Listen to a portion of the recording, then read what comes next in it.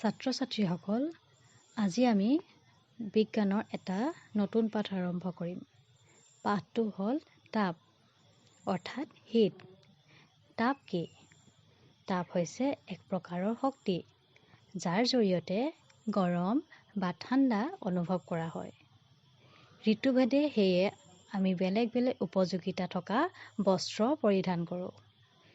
ঠাণ্ডা দিনত আমি ঊণেৰে তৈয়াৰী বস্ত্ৰ পৰিধান কৰোঁ, কাৰণ ঊণৰ বস্ত্ৰই আমাৰ শৰীৰটো গৰম কৰি ৰাখে। আকৌ গ্ৰীষ্মকালত কপাহী কাপোৰ পিন্ধি ভাল পাওঁ, কাৰণ এনে কাপোৰে আমাৰ গা শীতল কৰি ৰাখে। গৰম আৰু চেঁচা। আমি জানিব পাৰিলোঁ যে তাপৰ সৈতে দুটা বিষয় জড়িত হৈ থাকে।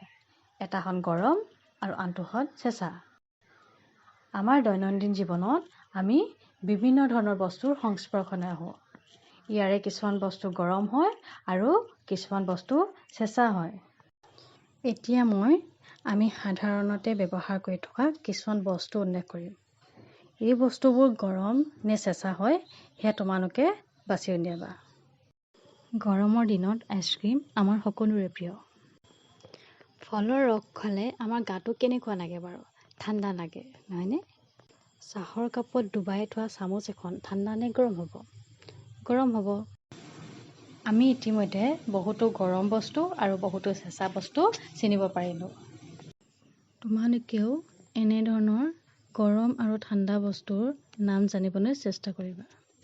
আমি কোনোবা এটা বস্তু গৰম নে চেঁচা সেই কথা কেনেকৈ জানিব পাৰিম? সাধাৰণতে আমি কোনো বস্তুৰ স্পৰ্শৰ যোগেদি গৰম বা চেঁচা অনুভৱ কৰিব পাৰোঁ। ধোঁৱা বনি থকা চাহৰ কাপটো চুলে আমাৰ কি অনুভৱ হ'ব বাৰু? নিশ্চয় গৰম লাগিব, নহয়নে? বৰফৰ টুকুৰাবোৰ আমি হাতেৰে চুই চালে ঠাণ্ডা অনুভৱ কৰোঁ। কিন্তু এই স্পৰ্শ অনুভূতি সকলো সময়তে নিৰ্ভৰযোগ্য নহ'বও পাৰে। কোনো এটা বস্তু আন এটা বস্তুতকৈ অধিক গৰম বা অধিক চেঁচা হ'ব পাৰে। বস্তু এটা কিমান গৰম বা কিমান চেঁচা সেইটো আমি কেনেদৰে জানিব পাৰোঁ? বস্তুৰ উত্তাপৰ নিৰ্ভৰযোগ্য জোখ হ'ল ইয়াৰ উষ্ণতা, যাৰ সহায়ত বস্তু এটাৰ প্ৰকৃত উত্তাপটো নিৰ্ণয় কৰিব পাৰি। সহজ কথাত, কোনো এটা বস্তু কিমান গৰম বা কিমান ঠাণ্ডা তাৰ পৰিমাপেই হৈছে উষ্ণতা বা তাপমাত্ৰা। উষ্ণতা জোখাৰ বহুতো স্কেল আৰু একক আছে। তাৰে ভিতৰত চেলছিয়াছ, ফাৰেনহাইট আৰু বৈজ্ঞানিক কাম-কাজত কেলভিন অন্যতম। ভাৰতবৰ্ষৰ ক্ষেত্ৰত চেলছিয়াছ স্কেল ব্যৱহাৰ কৰা হৈছে।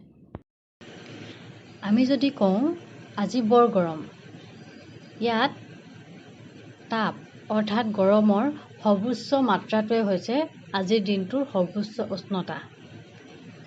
ধৰি লৈছোঁ আজিৰ দিনটোৰ সৰ্বোচ্চ উষ্ণতা হৈছে ৩৬ ডিগ্ৰী চেলছিয়াছ।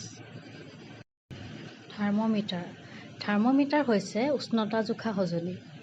ইয়াক তাপমেটা বুলিও কোৱা হয়। জ্বৰ উঠিলে উষ্ণতা জুখিবৰ বাবে এবিধ সঁজুলি ব্যৱহাৰ কৰা হয়। তোমালোকে বাৰু কেতিয়াবা এই সঁজুলিবিধ ভালদৰে মন কৰিছানে? আমাৰ শৰীৰৰ উষ্ণতা জোখা সঁজুলিটোক জ্বৰ জোখা তাপমেটা বা ক্লিনিকেল থাৰ্মোমিটাৰ বুলি কোৱা হয়। এতিয়া আমি আলোচনা কৰিম এটা জ্বৰ জোখা থাৰ্মোমিটাৰৰ গঠন সম্পৰ্কে। আলোচনাৰ সময়ত আমি এই জ্বৰ জোখা থাৰ্মোমিটাৰডালক কেৱল থাৰ্মোমিটাৰ বুলিয়ে উল্লেখ কৰিম।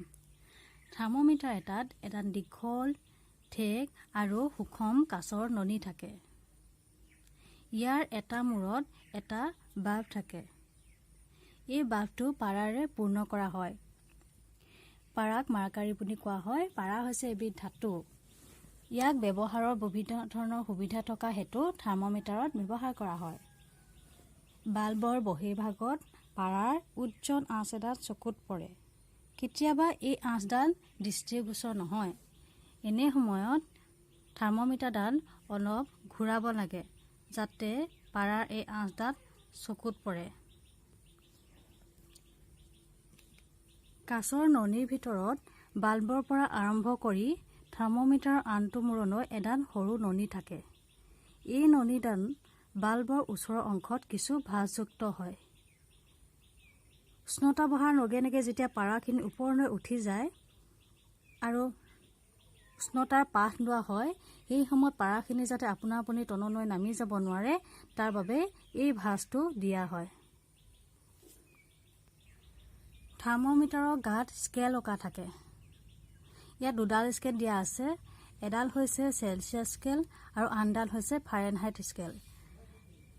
আমি কেৱল এই চেলচিয়াছ স্কেলডালহে ব্যৱহাৰ কৰোঁ।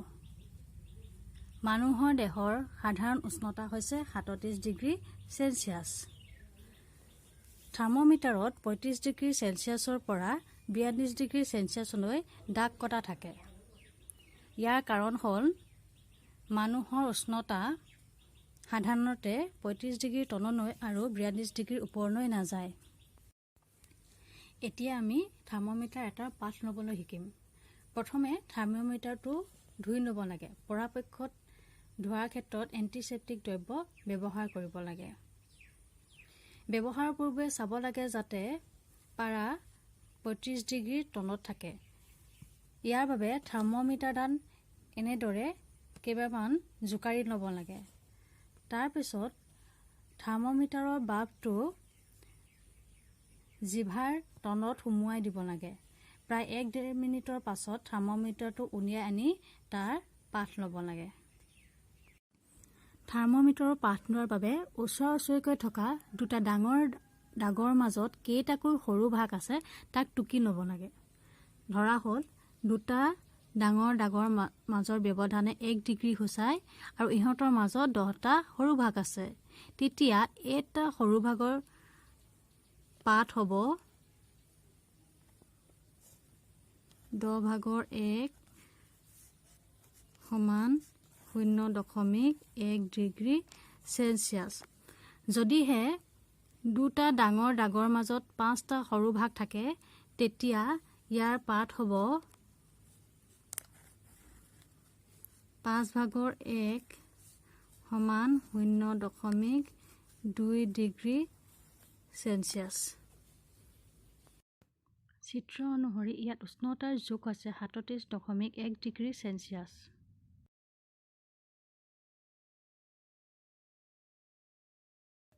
জ্বৰ জোখা তাপমেটাৰডাল ব্যৱহাৰ কৰোঁতে কিছুমান সাৱধানতা অৱলম্বন কৰিব লগা হয়। সেইসমূহ তলত উল্লেখ কৰা হ'ল। তাপমেটাৰ ব্যৱহাৰ কৰোঁতে অতি সাৱধান হোৱা উচিত, কিয়নো ই কাঁচৰ হোৱাৰ বাবে সহজতে ভাঙি যোৱাৰ আশংকা থাকে। থাৰ্মোমিটাৰৰ পাঠ লোৱাৰ সময়ত বাল্বটোৰে তাপমেটাৰটো ধৰি থাকিব নালাগে, নহ'লে উষ্ণতাৰ পাৰ্থক্য দেখা দিব। জ্বৰ জোখা তাপমেটাৰ কেৱল মানুহৰ শৰীৰৰ উষ্ণতাৰ জোখ ল'বলৈহে প্ৰস্তুত কৰা হৈছে। মানুহৰ শৰীৰৰ বাদে অন্য কোনো বস্তুৰ উষ্ণতা জুখিবলৈ তাপমেটাৰ ব্যৱহাৰ নকৰিবা। তদুপৰি ইয়াক ৰ'দ নাইবা জুইৰ কাষলৈ নিনিবা, নহ'লে ই ভাঙি যাব পাৰে। জ্বৰ জোখা থাৰ্মোমিটাৰত ব্যৱহাৰ কৰা পাৰা এবিধ বিষাক্ত পদাৰ্থ আৰু কেনেবাকৈ থাৰ্মোমিটাৰ ভাঙিলে তাৰ ভিতৰত থকা পাৰাখিনি নিষ্পত্তি কৰাটো কঠিন হৈ পৰে। সেয়েহে আজিকালি ডিজিটেল থাৰ্মোমিটাৰ ব্যৱহাৰ কৰা হয়, য'ত পাৰা ব্যৱহাৰ কৰা নহয়। বিভিন্ন কামৰ বাবে বিভিন্ন ধৰণৰ তাপমেটাৰ ব্যৱহাৰ কৰা হয়। এনে ধৰণৰ এবিধ তাপমেটাৰ হৈছে পৰীক্ষাগাৰৰ তাপমেটাৰ।